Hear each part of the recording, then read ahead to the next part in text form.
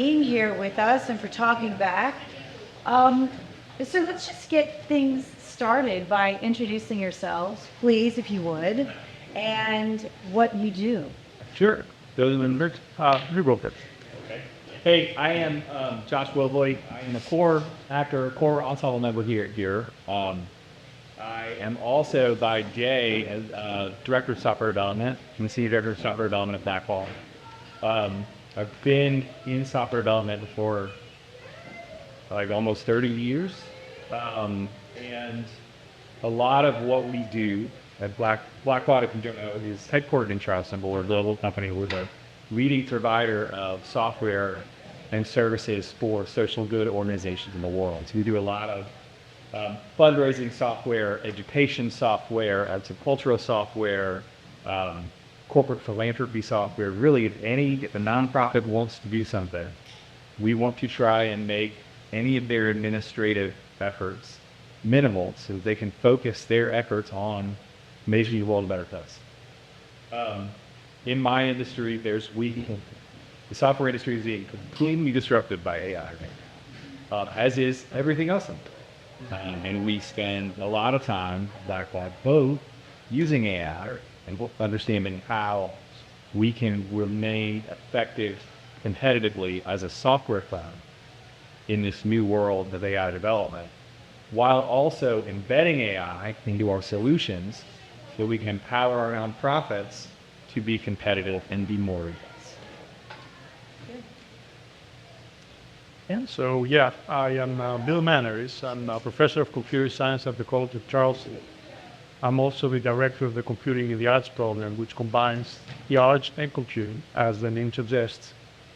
The reason I'm sitting up here today is because back in 1981, I started thought of a Maltix computer, and there was this program running called ELIZA. Has anybody heard of ELIZA? ELIZA was one of those early AI programs written at MIT by Joseph Weizenbaum. And it mimicked a Rogerian set of errors. So it went around asking you questions, and you revealed yourself and picked a couple of keywords and asked more questions. And I fell in love with it. I was enamored. It was like, I knew it was AI. It wasn't real, but I kept on engaging it. And so I decided to become a computer scientist. I took my first AI course in 84, 85 maybe. And then I decided when I went to grad school, I decided I was going to do my dissertation in natural language processing. And fast forward, here we are. For the last 20 years, I've been combining AI techniques and music, trying to create the types of things that we're seeing being done today. And I have some very specific thoughts about AI, and I'm here to talk about it. That's great. We're definitely here to listen. So I guess last week we had an open rehearsal. We do that for every show. It's open rehearsal, wine and cheese, and we invite patrons to come and watch us rehearse. And Bill was here, and we have cast coming in. See, come on in, y'all. Hi, Andrew. Hi. Yay. Hi, Joy. Hi, Sylvia. Okay. Yeah. One of the questions I asked Bill was, some of the big questions in Mcneal about human creativity and what happens when it's co-opted by artificial intelligence, and could he assuage my fears just a bit?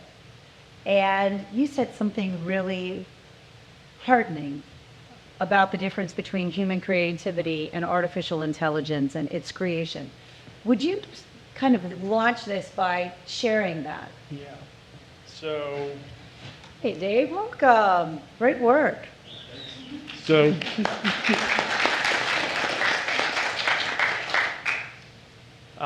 the two main points. One of them, the lesser one, is about why are we so amazed by this technology. And there's lots of hype. Even people who are well versed in AI don't realize when they're shifted from science to science fiction in their thinking. And so the facts, what we have here is some collection of human ingenuity on the web in some form or another, which has been used to train these algorithms, these systems, that are nothing else but great summarizers. It's code that has been written, and this work has been going on for the last 40 years or more, summarization engines, with some other AI techniques. And so that was the first thing I mentioned, that we get all this collection of human ingenuity, so many people contributing to it, and it comes to us, we prompt, and a summary comes back, and it appears to be coming from a single entity. And so here we are, a single entity across a single entity, which actually represents all of us, which is another tangent, a beautiful way to see ourselves, but I won't go there. The second thing I pointed out, and it was an aha moment for me, is that, and I think I've shared it with you too, is that human creativity, as represented by all of us and the people that have come before us, is divergent. We started from a single word. Some linguists believe it was some variation of the word mom. Baby born, wanting to eat milk, drink milk, making that sound, first word, and then we'll get everything else. The Bible, Dr. Jean, the Quran, and of course, if your faith allows it, there's some divine inspiration which actually makes the point even stronger. So human ingenuity, creativity. AI creativity starts with our written collection of things, and then it regurgitates it, you know what I'm trying to say, and it becomes perverted, because eventually that creativity runs out. Can only do so much. It's a limited set. It's a lot, but it's limited. And so you can combine it on so many ways and it gets thinner and thinner. And I think if we realize that, then we're on steady ground. Those are the things that show. So just like a show of hands, anyone feel a tinge, or maybe it's even more than a tinge of fear when it comes, if AI kind of scares you at all? Raise your hand. Mm-hmm. Yeah, it scares me too. It really scares me. Because it feels like somehow, to use the line from Mcneal, it's like watching the last bit of Arctic ice fall into the ocean. And this human identity, and at the same time, Josh, I kind of love it. It makes my life, especially as someone who runs a medium-sized arts organization, it makes our lives easier. It makes my job easier. It gives me, honestly, an assistant that we actually can't afford to pay a human being to do. So, can you talk to that, Josh? Yeah, we talk a lot about this, especially so my industry is being incredibly disruptive right now, with the promise of what I'll say is the promise of functionality that's not really there yet. And a lot of people say, oh no, we're there. Like, you can replace the software engineers with flawed code. And I would say, I don't think so. I can force multiply software engineers with flawed code. There's a great example of this disruption that was given by the former CTO of Twitter. And he said back in 2013, he went to San Francisco and then got into a self-driving car. And he was like, full crap, the future is here. We did it, guys. We're not going to need drivers. And he's like, fast forward 13 years, 12 years, we don't have a world full of autonomous cars. We weren't there yet. It's better. There's more of them. Many of you probably have sat in a driverless Uber. It's crazy. They're fun, but they're also a bit scary. But it's not there yet. And that's kind of where we are with AI right now. There's all of this marketing spud it's already disrupted many industries. And I don't think it has. I think we're in the decade of acceptance, right? We're like 10 years from now, the world's going to look a lot different. But when you think about the scariness around disrupting jobs, et cetera, to me, it's a technical revolution, much like other disrupting technical revolutions that we've had before. Think about an accounting office in the 1950s. You had a floor full of accountants, each of their desks, doing calculations. Those were all replaced. Each one of those desks is now a cell in a spreadsheet. Do we have fewer accountants in the world? No. We still have accountants. They just do more. And I think that's a lot of the ways that our different knowledge-based jobs are going to change. When it comes to creativity, because that's mostly what this play deals with. To me, it's very interesting because in the creative field, we have always had a world where people are trying to make a buck, and there's a lot of not great art out there. How many movie sequels are there to the same? That's not necessarily original. But yet that doesn't prohibit acts of great art from happening. And art from happening. I think that I'm pretty sound believe that as long as we have fugence in this world, we will have great art. But that's how I see it. I think. Yeah, I understand. Well, what do you think about that? Anything to add to what Josh just said?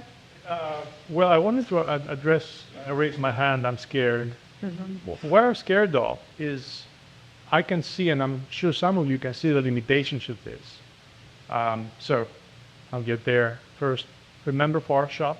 Remember when Photoshop first came out? Yeah. And how people were excited, they were using it, and lots of art came out of it, and now we look at it and we can all tell whether a photograph has been Photoshopped. And it feels like plain vanilla, it feels kind of fake, and we can see it. I believe that soon will be, this technology, if it's reaching its limit, yes, it was revolutionary, yes, it kind of blew up, but it's kind of there. And we're all going to start seeing, and some of you are seeing, you can tell, all this was written, look at this, look at the hypens, look at the vanilla talk. It's kind of averaging, it tries to average, that's how it works. And so my fear is that, and I think it's happening, that people will use this technology, believing in the hype, and give it power to make decisions on things that it shouldn't. Yeah. And I think it's happening. I will not get very specific here. If you're reading the news, I'll stop right there. That's my fear. Yeah, absolutely. And to add to that, it's not just using it that way. It's also building it that way. Right. You look at all to me, there's such an explosion of different people building different models. If you've read the news, anybody familiar with Grok, Stevie Twitter, AI. That's a great example. Sorry, thanks. System fast.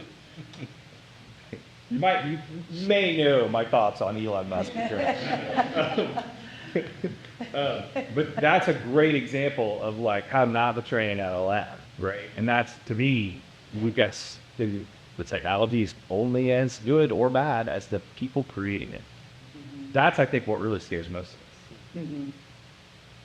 There was, I get a newsletter every day, Douglas McClernand, and it's an arts newsletter, and it breaks down by different categories, ideas, people, theater, music, dance, literature.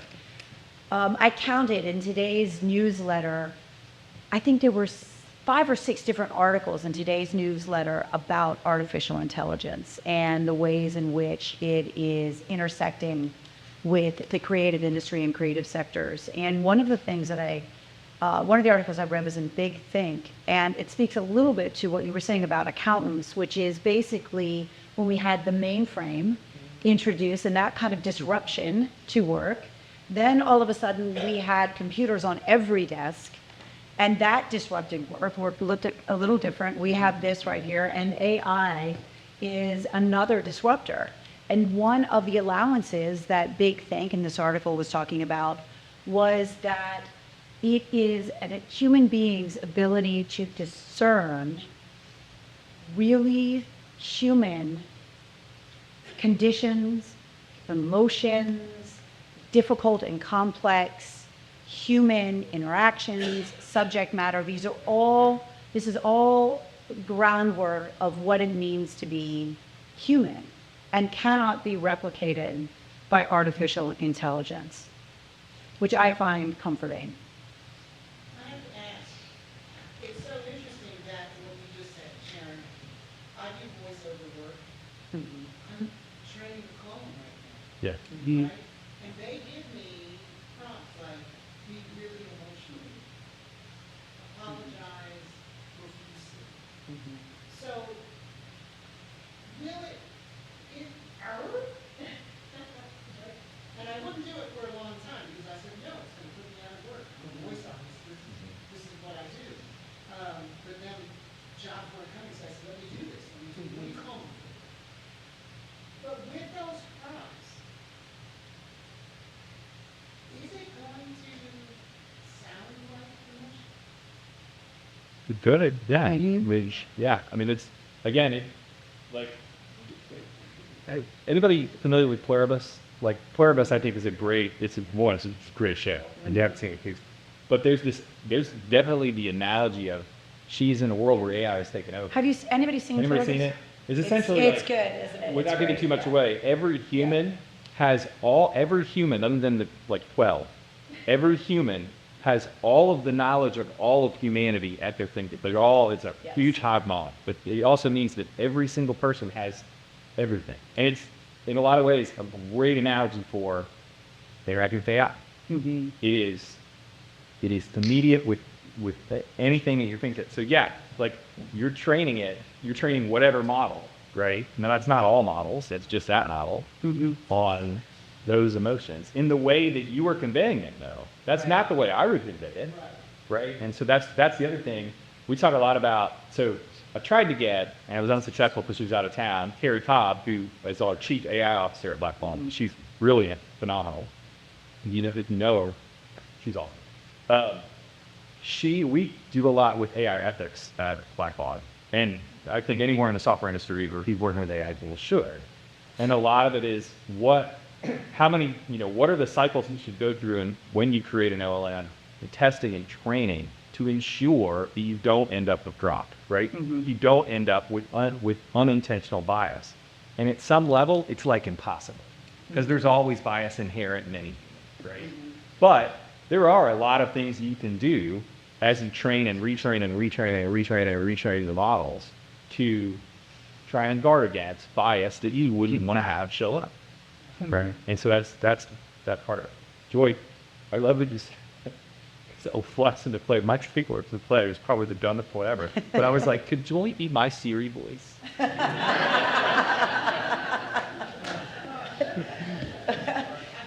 Okay. Yeah, that's amazing. One of the articles again that was the ending Doug's McLaren today was maybe a little bit up your alley, Bill, and it was about the song that has been banned from Spotify because they found out it was created by AI. So what does that say to you when you hear something like that? Can you make your question more specific? Yes. I know you're giving me a Yes, space I to- am. So I guess what I'm thinking is human creativity superior. AI is some AI creativity to write a song has somehow or another bypassed something really, really foundational to being alive. And as human beings, we reject that. All right, here guys. if I sit in front of the computer and I write, not write code, as I'm saying programming, but I write to compose, write me a song, and there is Suno, there is Unio, those companies that you can now go and make your own songs. Um, First thing, vanilla. Can you do it? Vanilla. The songs are vanilla. I like vanilla, but ice cream. But they're sort of some averaging. Well, they're averaging. After a while, you know, you can hear it. Like you can see Photoshop images. You can hear it or read outputs written out. You say, yeah, that's AI. Two things to say more. When we write poetry, my father was a poet, there's something to be expressed. There's intent. There's, in his case, some of the poems I'm reading off, there was deep sorrow about something. And so that created beautiful expressions. AI cannot do that. Now, the second thing I wanted to say, because it's just an algorithm, and summarizes what we have written. The second thing I want to say, there's an interesting opportunity. Cheap question. How many of you use calculators? Oh, yeah. Do you remember? I remember when calculators I use an emerged. abacus. I'm kidding. I'm sorry. I missed it. I said I use an abacus. Just me and my abacus, sitting there every day. Nice. You remember when they came? I remember when they came about, and all the difficulty with people who teach mathematics had, how we're losing something. Do you feel we lost it? I don't know. I think we may have gained something.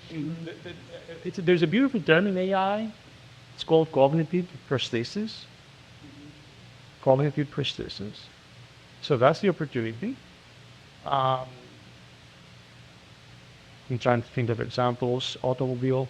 It doesn't have intent, but we can drive it to get so much better than walking from point A to point B faster. Several things to say. I'm containing it. So when AI, this new technology can be used together with the creator, but the question is how much do you use it for? How much is this sort of continuum? And at what point does it become plagiarism of humanity? And at what point is it still your own work? Right. And I think that's something we'll have to navigate.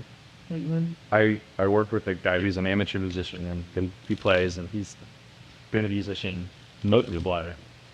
Got whole band in my college. Like you do. It was called Flea Flax? Yeah. But yeah, the old Land of the Lost. Yeah. That's what their band is. It's very empty. Yeah. Anyway, he's a software developer, software architect. He's very technical. He produces a lot of music. All of his music is self-made. It's all him. But what AI has enabled him to do is, at first, he was pairing it with images and posting it on social media, just going, I just want to go viral. I just want to go viral. So a lot of TikTok. And now he's doing it's all video. And to me, it's a lot of the same. Like I think about that. I think is he putting another artist out of a job? Not really. Like he wouldn't ever hire a videographer, an artist, or actors to create a music video for these snippets. It's enabling him to sort of force multiply his own creativity, right, in ways that he wouldn't. We were talking about when you upload music, you have to explicitly say this part's AI, this part is in. All music is not AI. It occurs to me it's very much like the disruption to other creative industries on the business side of like the music industry being a little disrupted when the ability to distribute music is no longer a gatekeeper, right? There's ways that it's the same, but I think we could, there are avenues where it's going to be this force multiplier. There's certainly also the downside of it, where it's much like in the play, it's taking over, right? And it's just producing the content. Yeah. Can I speak this question? Of course. Aha. So here's this, let's say, hypothetical case. Johann Sebastian Bach. You heard it, sure? The name? he wrote over 1,000 pieces. His last one, Contrapactisch 14. How many of you have heard of Contrapactisch 14 from the Art of the Shoe? Still left it incomplete. People think he died. That one of the theories is he died before to finish it. Here's some writing that way. So what if we were to, we have access to all of his pieces. What if we were to train some sort of AI, it doesn't have to be a large language model, in the style of the master, and then go about with human intent, and there are people who have tried to finish it. There are about 70 completions out there, 20 of which are written in the musicological literature about hip-hop. How would you feel, show of hands, if someone were to use AI techniques to complete the piece in the style of the master? We have his way of thinking captured in the probabilities of his knowledge. Can we finish it? Would that be okay? How many of you think it would not be okay? How many of you think it's an opportunity to get a little more out of the dead master? Okay. Seems about half. And some people are, how many of you did not raise your hand? Not really. Okay. Okay. The majority of you did not raise your hand. I think that the difference there, from my perspective, is that an AI trained bot would not produce a single result, nor would it might edit down to similar results, but it would produce every possible result that was in the style of the potential completion. Part of a human creativity and human mastery is arriving at that final form, imperfect amount. And that's where I think ultimately the difference is. What if a human were to step in? Yeah, I mean, there's And do that part. How different would that be from the 20 well-known completers of the last piece who were trained in the Bach style? interesting. So I think that To choose. Just playing, Choice, just, yeah. just Yeah. creating trouble. Yeah. Sorry. That's good. Are there questions? Are there any questions? Yes. I'm curious about you as artists, particularly in the theater. I just read a great book about this primal intelligence, identifying the intelligence that AI will never be able to replicate. It traces it all, it's a story scientist, but it traces it all back to Shakespeare, which is fascinating. And I'm interested in, as actors and in the theater, is there something that you identify within yourself that you know AI can never replicate? Sitting here in the middle of this performance, there was a whole lot more than information that I got. I was in something larger than information. Right. And I'm wondering how as actors identify within yourself. I'm bringing something that no computer will ever make a hologram out of it, but that's Yeah. so. Well, I mean, if I can say just a little bit about the art form of theater, that its endurance for millennia is based on what is happening in this room. That it is based on a community and a communion of people gathered together to consume stories of their time and of their place. So that cannot be replicated. And I think that we see as we become more attached here, or we continue our attachment to our phones, that an opportunity to be in communion with one another and to be in community with one another is something that is completely unique to live performance. And I'm obviously very, very biased to what I believe is the primacy of theatrical performance, because it is so intertwined into the great, most beautiful aspect of a human being, which is your imagination and your own creativity. And I sat on a panel where I was the only artist, the only working artist. And as you know, I'm trained as an actor, but I am a director by profession. And one of the questions was about what's it like to be creative? And I was like, I said, you tell me. I just happen to work in an industry that too many people believe is more inherently creative than what you do every day. And I promise you, it is not. It is just a different highway that I drive down. I just make theater. You make other things that require just as much ingenuity and creativity as what I do every day. And it is artist you. And I think that that is where I love my art form, for sure. And I think that the fact that I do something that happens live and in person, and that it is very much present tense, I think that's something that we all, as theater performers, respond to. I think, yeah, as an actor, I think there are elements that are definitely going to be destructive, right? But theater specifically has endured for centuries because it is we as humans we've been to make connections and tell stories, right? And there's a great saying that if you want to not be disrupted by AI, push atoms. If you're moving atoms, if you're doing something physical, pretty safe from being disrupted by AI. Theater is physical. And the other thing is it's temporal. So even film, like film is so different than theater. A lot of people equate it saying, oh, it's a story, you tell a story, just be a theater. It's not. Theater, the play that we all just saw, that will never happen again. People will come to see this show next weekend, and they may laugh uproariously through half of it, or not connect with other parts.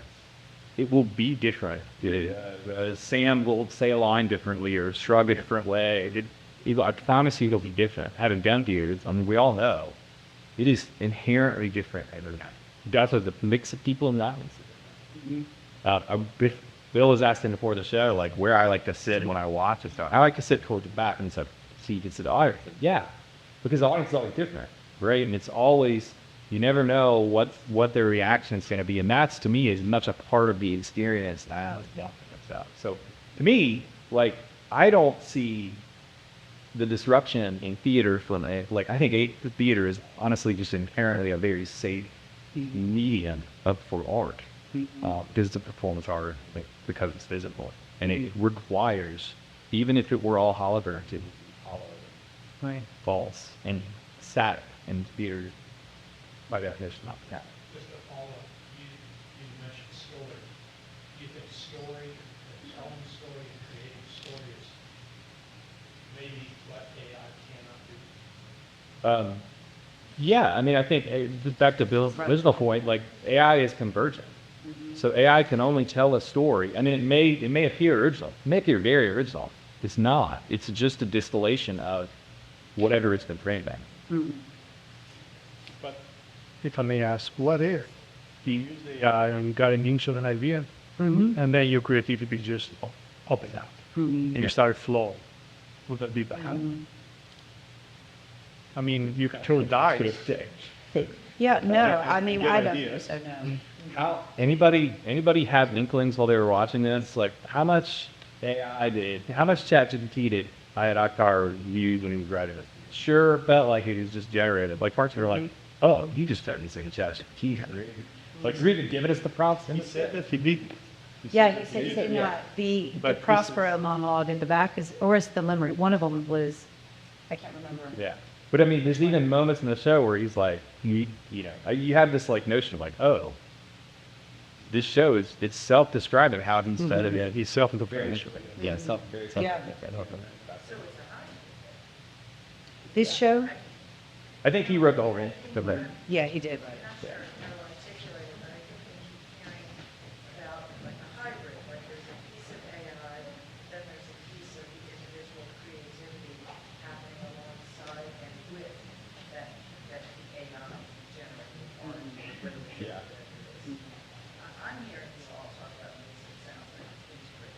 Yeah. Yeah. The Beeple just did like a few months ago, did a whole like improv that we did, the Rough House picture Dan and Bride. Now it was like improv theater with AI and that his studio is all. He's deep in the digital space, but Some good questions before we wrap it up. Yes. Yes, question. Yes. I was in Home Depot years ago, I was at Lowe's today. I told you. and the guy told me, we don't have good or bad hammers, we just happen to have good or bad carpenters. Yeah. And I think he was right.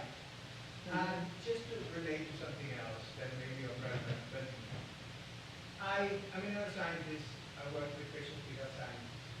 And one of the things that I learned, and it's kind of important, is that caregivers come to me and they tell me they spend all their time doing the physical, right? Like changing the clothes and doing these things.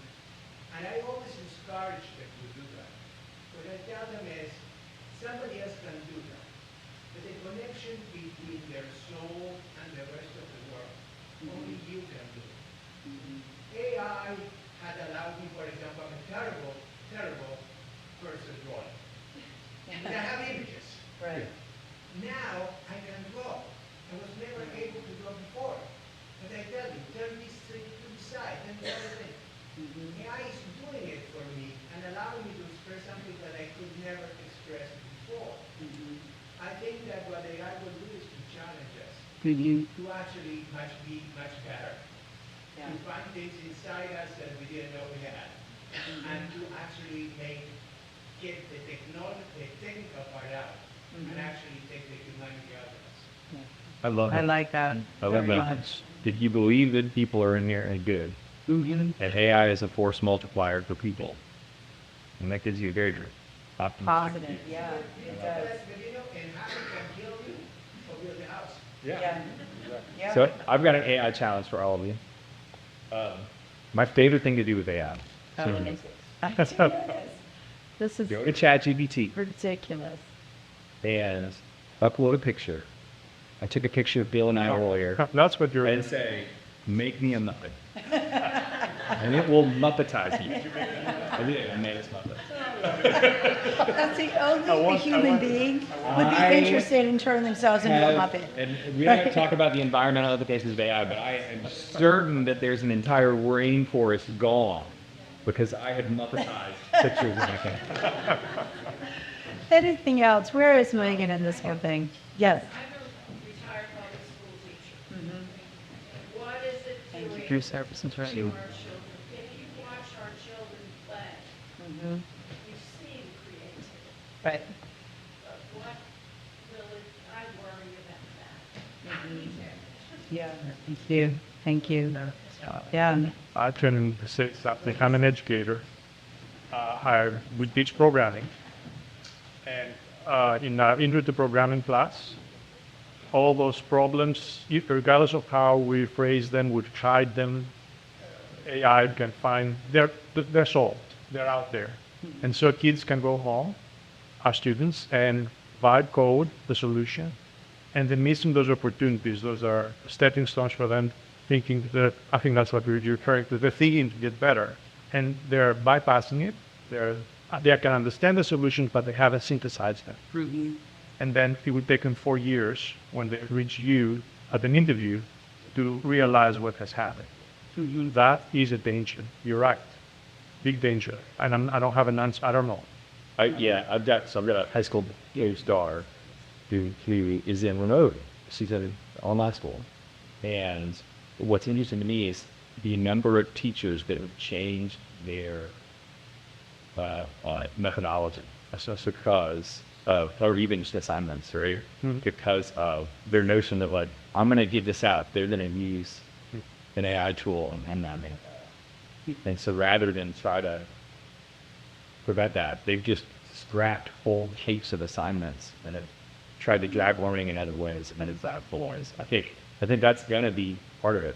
You're right though. One of the things we do, I frequently get asked, we do a lot of recruiting and I do a lot of college recruiting. Now I'm doing a lot of recruiting in India. And I always get asked by recruiters, hey, your interview question's on the internet. They can find it on the internet. I'm like, yeah. And I promise you, if I come up with another one, it's going to be on the internet at some point. And it doesn't matter. Claude will know it like that anyway. So what we've done, and I've done this since the early 2000s, the question I ask, first of all, I got pen and paper. I want you to write a function, and I don't care if the syntax is right, I don't care if you pseudocode it. Write a function that reverses a string. And I do it a little bit different. I say, tell me, I'm going to give you a word. You tell me whether or not it's term.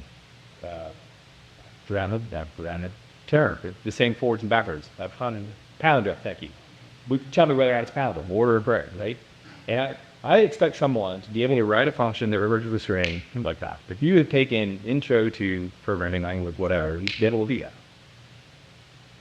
And people, everybody knows how to do that. Okay, 50% of the people that I interview fail it. Yeah.